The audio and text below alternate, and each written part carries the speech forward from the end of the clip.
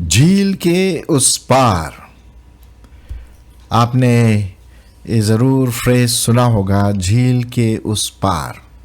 झील के इस पार हम सब जानते हैं कि क्या है, क्या हो रहा है। आंधी तूफान नहीं है, सब कुछ ठीक है। लेकिन जब झील के उस पार जाते हैं तो कभी कठिनाइयाँ होती हैं, कुछ चीज़ें हम नहीं देख पाते हैं और बाद में परेशानी भी होती है। शायद आपने अपने जीवन में ऐसा कुछ अनुभव किया होगा। मैंने अपने जीवन में किया है। झील के इस पार इधर शांत है, सब कुछ बढ़िया है, बल्ले बल्ले है, लेकिन उस पार कुछ समस्या आ सकती है। नहीं भी आ सकती है, लेकिन अननोन है, पता नहीं है।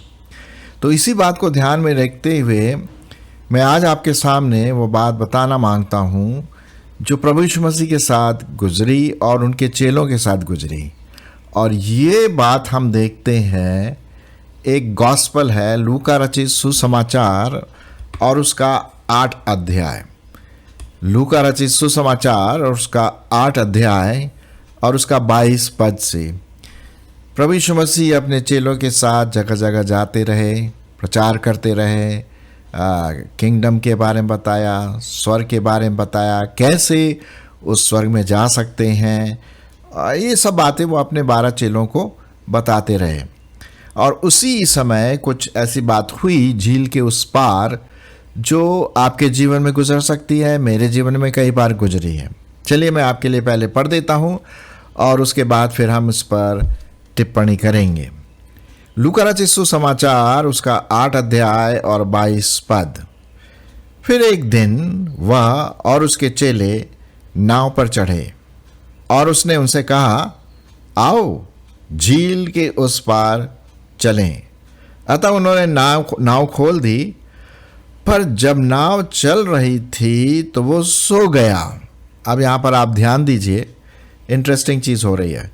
जब नाव चल रही थी तो वो सो गया। ऐसा लगता है शाम का समय, रात का समय हुआ होगा और प्रभु यीशु मसीह थक गए होंगे, तो वो सो गया। और झील पर आंधी आई और नाव पानी से भरने लगी और वे जोखिम में थे। तब उन्होंने पास आकर उसे जगाया और कहा, स्वामी स्वामी, हम नाश हुए जाते हैं। तब उसने उठकर आंधी को और पानी की लहरों को डांटा और वे थम गए और शांत हो गया। और उसने उनसे कहा, तुम्हारा विश्वास कहाँ है, कहाँ था? पर वे डर गए और अचंभित होकर आपस में कहने लगे, ये कौन है जो आंधी और पानी को भी आज्ञा देता है और वे उसकी मानते हैं। अब कभी अगर आप समुद्र में या नदी में ऐसा कुछ समस्या अगर आती है, आंधी तूफान, तो स्वाभाविक है कि हम घबरा जाते हैं। हमारे साथ जो लोग हैं वो घबरा जाते हैं। और आप जानते हैं न्यूज़ के अनुसार कई लोग एक अपने देश से दूसरे देश जाने के लिए नाव में जाते हैं और आंधी तूफान आता, वो डूब जाते हैं। बहुत दुख की बात है। मेरे साथ भी कुछ ऐसा ही हुआ एक बार, जब मैं जा रहा था नदी में नाव में और नाव पलट गई और मैं डूबने लगा। मेरे सामने मौत दिखाई देने लगी और मैंने कहा, बचाओ बचाओ बचाओ, है ना। उस समय तो प्रार्थना का ध्यान ही नहीं आता है। उस समय तो ऐसा होता है कि भैया कौन आए और मुझे बचाए, क्योंकि मुझे तैरना भी नहीं आता था। परमेश्वर का धन्यवाद हो कि उसी समय किसी ने मेरी आवाज़ सुनी और छलांग मारकर मेरे पास आया। उसे तैरना आता था और उसने फिर मुझे पकड़ करके किनारे लाया। बचाओ, है ना, हमें बचाया गया। शायद आपके साथ भी कभी ऐसी दुर्घटना हुई होगी, लेकिन आपको किसी ने बचाया। यहाँ पर हम देखते हैं प्रभु यीशु मसीह के साथ कि वो बोला कि चलिए झील के उस पार चलें। उस पार क्या है? क्या है उस पार? झील के उस पार समस्या है, आंधी है, तूफान है, लहरें, बड़ी बड़ी लहरें हैं और मौत भी हो सकती है। हाँ, अब यहाँ पर तो हम देखते हैं कि जैसे ही झील के उस पार वो जाने लगी और बीच झील में पानी की लहरें ऊंची ऊंची उठने लगी, नाव भी इधर उधर बहने को थी, नाव के अंदर पानी आ गया, तो स्वाभाविक है भाई, चेले तो घबरा जाएंगे।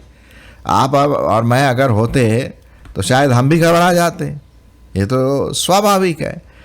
तो वो प्रभु यीशु मसीह के पास आए और वो सोचे भाई सो रहा है वो, बताओ इतनी आंधी तूफान चल रही है और प्रभु यीशु मसीह हमारा मास्टर हमारा बॉस सो रहा है, क्या उसको बिल्कुल डर नहीं है? अब अभी तक उन्होंने प्रभु यीशु मसीह को सही तरीके से नहीं पहचाना। उन्होंने देखा भाई वो मास्टर है और अच्छी बातें बोलता है, हमारा बॉस है, हमारा गुरु है। उनकी जो नॉलेज थी, ज्ञान था, बड़ा सीमित सा लग रहा है जहाँ तक मैं समझता हूँ। क्योंकि उन्होंने जब प्रभु यीशु मसीह ने आंधी और पानी को डांटा तो लिखा हुआ 25वें पद में, और उसने उनसे कहा, प्रभु यीशु मसीह ने कहा तुम्हारा विश्वास कहाँ है? पर वे डर गए, वे डर गए भाई। अच्छे अच्छे डर जाते हैं, तो चेले भी डर गए क्योंकि इतना ज़बरदस्त और रात का तूफान होगा, अंधेरा होगा, मतलब डरावनी सीन होगा। और अचंभित होकर आपस में कहने लगे भाई ये कौन है? अभी तक वो प्रभु यीशु मसीह के साथ थे, गांव गांव घूमे, भीड़ में थे, लोगों को खाना खिलाया, सब कुछ हुआ, और ये बोल रहे ये कौन है जो आंधी और पानी को भी आज्ञा देता है और वे उसकी मानते हैं। उन्होंने अभी तक प्रभु यीशु मसीह के जो उसके अंदर की जो परमेश्वरत्व की जो गुण थे, ईश्वर की जो गुण थे, उसको उस गहरी दृष्टि से नहीं देखा। वो बोला अच्छा है, चमत्कार करता, ठीक है, लेकिन ये कौन है जो कि आंधी और तूफान को भी रोक देता है? ये वो है परमेश्वर पिता, पुत्र के रूप में आया जो, और वो उनके साथ था। आपको पता है उत्पत्ति में हम पढ़ते हैं प्रभु यीशु मसीह ने पूरे संसार की सृष्टि की। जी हाँ, यदि आप पढ़ें उत्पत्ति का पहला और दूसरा अध्याय तो वहाँ पर आप देखेंगे, और यदि आप यूहन्ना का भी पढ़ें, यूहन्ना में भी इसके बारे में लिखा हुआ है कि प्रभु यीशु मसीह ने इन सब चीज़ों की सृष्टि की। मैं आपके लिए पढ़ देता हूँ। यहाँ लिखा आदि में वचन था और वचन परमेश्वर के साथ था और वचन परमेश्वर था, यही आदि में परमेश्वर के साथ था। सब कुछ उसी के द्वारा उत्पन्न हुआ और जो कुछ उत्पन्न हुआ है उसमें से कोई भी वस्तु उसके बिना उत्पन्न न हुई। उसमें जीवन था और वह जीवन मनुष्यों की ज्योति थी। तो यहाँ पर हम देखते हैं कि प्रभु यीशु मसीह ने पूरी सृष्टि की रचना की। अब ये जो चेले थे इस बात को उस दृष्टिकोण से नहीं देखे। उन्होंने देखा भाई अच्छा स्वामी है, अच्छी टीचिंग देता है और वो चमत्कार भी करते हैं, मिरेकल्स भी करते हैं, लेकिन उसको प्रभु और परमेश्वर के रूप में देखना शायद वो इसमें चूक गए। और उसके बाद फिर क्या हुआ हम देखते हैं कि आंधी थम गई, तूफान भी थम गया और फिर वो बड़े खुश हुए, है ना। अब ये यहाँ पर एक और चीज़ मैं आपके लिए पढ़ देता हूँ, नीति वचन उसका 8 अध्याय और 29 पद। वहाँ पर भी कुछ इसी से संबंधित बातें लिखी हुई हैं जो मैं आपके लिए पढ़ देता हूँ कि सब कुछ परमेश्वर के अधिकार में है। उसके बिना जैसे बोलते ना पत्ता भी नहीं हिलता है। सब कुछ, आंधी, पानी, तूफान, प्रॉब्लम्स, पेड़ पौधे, जीवन, सृष्टि, सब उसके प्रभु परमेश्वर के हाथ में है। 8 और उसका 29 पद, नीति वचन उसका 8 और उसका 29 पद। यहाँ लिखा हुआ है, जब उसने समुद्र का सिवाना ठहराया कि जल उसकी आज्ञा का उल्लंघन न कर सके, और जब वह पृथ्वी की नींव की डोरी लगाता था। क्या बात है। कहने का मतलब प्रभु परमेश्वर जो है हर चीज़ का कर्ता धर्ता, सृष्टि करता, और स्वाभाविक है कि ये सब उसकी माने, चाहे जीवित वस्तु हो या अजीवित वस्तु कोई भी हो, क्योंकि सब कुछ उसी के संरक्षण में है। और उसी के साथ साथ 30 नीति वचन 30 अध्याय भी देख लेते हैं नीति वचन और उसका 30 अध्याय और उसका 4 पद। यहाँ पर इस प्रकार से लिखा हुआ है, कौन स्वर्ग पर चढ़कर फिर उतर गया? किसने वायु को अपनी मुट्ठी में बटोर रखा है? किसने महासागर को अपने वस्त्र में बांध लिया है? किसने पृथ्वी की सीमाओं को ठहराया है? उसका नाम क्या है और उसके पुत्र का नाम क्या है? यदि तू जानता हो तो बता। ये क्या बात है! यहाँ पर हम देखते हैं ईश्वर का एक एक वचन ताया हुआ है, वह अपने शरणागतों की ढाल ठहरा है। तो हम यहाँ पर देखते हैं प्रियो कि किस प्रकार से हर चीज परमेश्वर के हाथ में। और ये चेले अब जान गए, पहले उन्हें नहीं पता था, अब जान गए। जो मनुष्य से असंभव है वो परमेश्वर से संभव है। Whatever is impossible with man is possible with God। ठीक है। और अब यहाँ पर जो दुर्घटना घट रही थी, आंधी तूफान आ रहा था, है ना, और तो जब हम देखते हैं इस प्रकार की चीज़ें आती हैं तो हम उसके बारे में कुछ नहीं कर सकते। जो नॉन क्रिश्चियन होते हैं ना, वही बोलते हैं, अरे प्रभु बचा। जो शायद वो परमेश्वर पर विश्वास ना करते हो, लेकिन मौत के समय जब मौत सामने दिखती है ना, तो सब वही चिल्लाते हैं। और यही बात हुई। हम देखते हैं कि परमेश्वर के साथ सब कुछ संभव है। मत्ती उसका 19 अध्याय में आपके लिए पढ़ना मांगता हूं। बहुत अच्छा पद है, मत्ती उसका 19 अध्याय और उसका 26 पद। क्या लिखा है? यीशु ने उनकी ओर देखकर कहा, मनुष्यों से तो ये नहीं हो सकता, परंतु परमेश्वर से सब कुछ हो सकता है। मनुष्यों से तो ये नहीं हो सकता है, इम्पॉसिबल, परंतु परमेश्वर से सब कुछ हो सकता है। ओके। लूका 18 उसका 27 पद। लूका 18 और उसका 27 पद। क्या लिखा हुआ है? यहाँ इस प्रकार से लिखा, मैं आपके लिए पढ़ देता हूँ। उसने कहा, जो मनुष्य से नहीं हो सकता वो परमेश्वर से हो सकता है। कितनी अच्छी बात है। तो यहाँ पर हम देखते हैं परमेश्वर के वचन में कि whatever is impossible with man is possible with God। अब आंधी तूफान चेले नहीं रोक पाए, लेकिन प्रभु यीशु मसीह आराम से सो रहे थे, उन्हें पता था। अब वो सो रहे थे, उन्हें सब ज्ञान था, क्योंकि वो तो परम परमेश्वर है, उसको कौन बोल सकता है। तो हम देखते हैं यहाँ पर इस प्रकार से कि परमेश्वर को हम उस दृष्टिकोण से देखें जो वो है, हम मनुष्य की दृष्टिकोण से न देखें जैसे कि चेले उनको देख रहे थे। तो हमें परमेश्वर को परमेश्वर के रूप में देखना है ना। अब प्रभु यीशु मसीह को पता था कि क्या होने वाला है। सो रहे थे का मतलब हम लोग तो सोचते हैं कि सो रहे थे, लेकिन क्या वो रियली सो रहे थे? मैं तो ऐसा नहीं सोचता हूँ, क्योंकि वो जगे हुए थे, उनको सोने की क्या ज़रूरत। खैर, हम देखते हैं जो उनका विश्वास कमज़ोर था। प्रभु यीशु मसीह चेक कर रहे थे, भाई ये विश्वास करते हैं, कितना विश्वास है इनका, चेक करते हैं, देखते हैं ना। मेरे प्रियो, हमारे जीवन में भी जब हम झील के उस पार आगे बढ़ते हैं अपने जीवन में, तो समस्याएं आती हैं, आंधी आती हैं, तूफान आते हैं, पैसों की कमी है, लोग हमें मिसअंडरस्टैंड करते हैं, लोग हमें सताते हैं, शारीरिक रूप से, मानसिक रूप से, आत्मिक रूप से भी। आजकल मसीहों पर कई प्रकार के अत्याचार हो रहे हैं, आपको सबको पता है। ये क्या है? ये हमारे लिए आंधी और तूफान के समान है।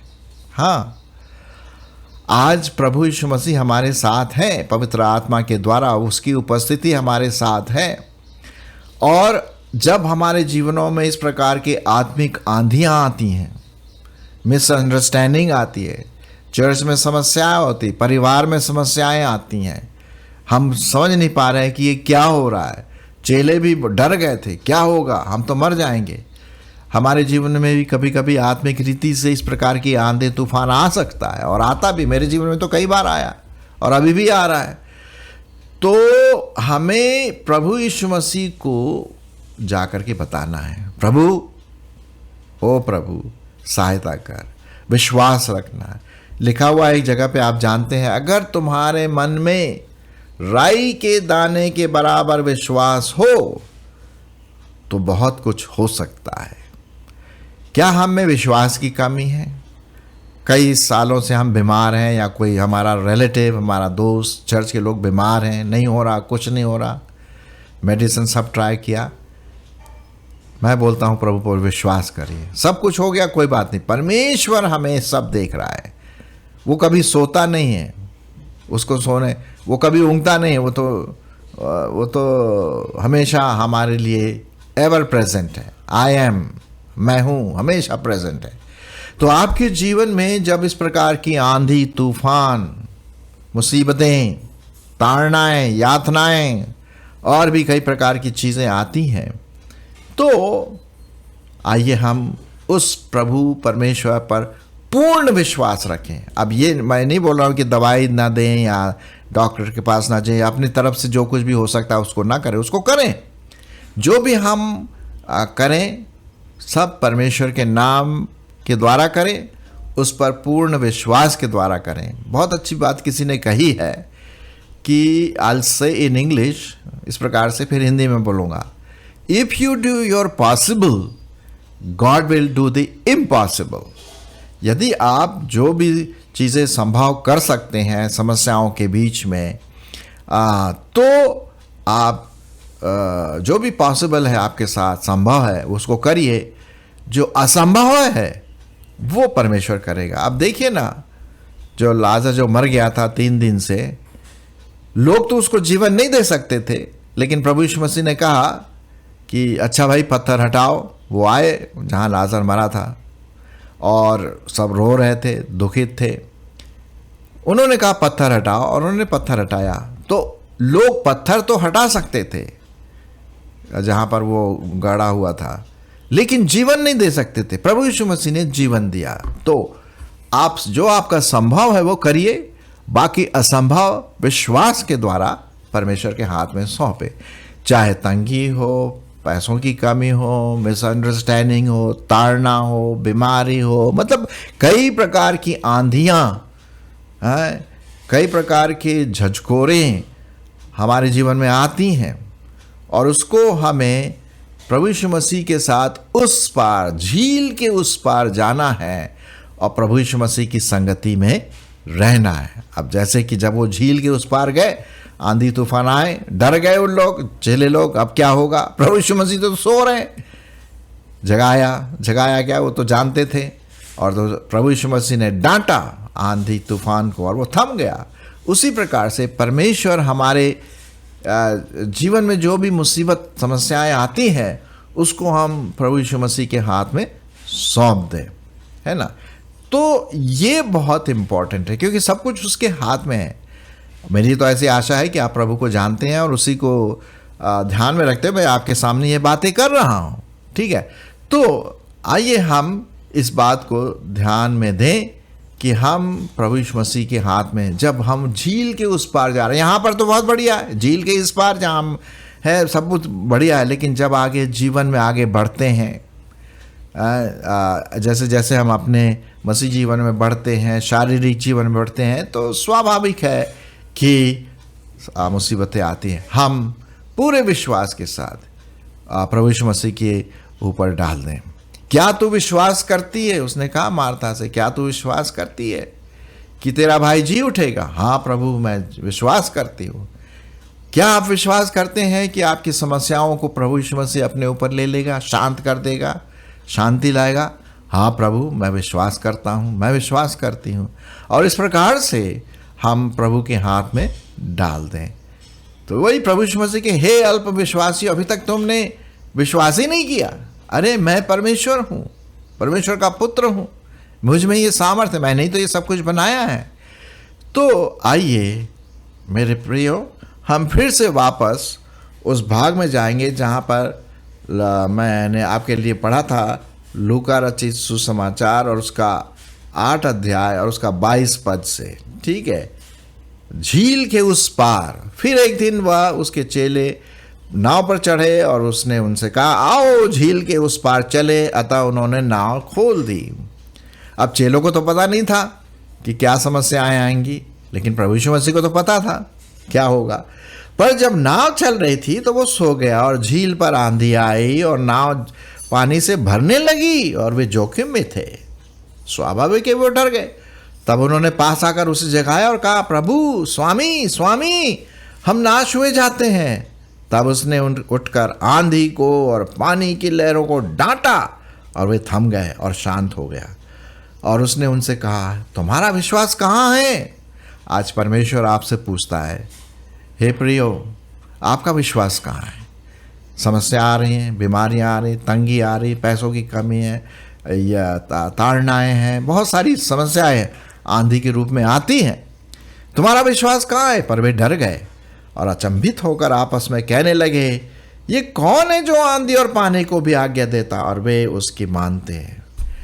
प्रियो, आइए जब हम झील के उस पार चलें तो आंधियों का सामना करते हुए, प्रभु यीशु मसीह पर विश्वास करते हुए जो काम हमें करना है उसकी सामर्थ्य से हम करें और देखिए परमेश्वर हमें शांति देता रहेगा।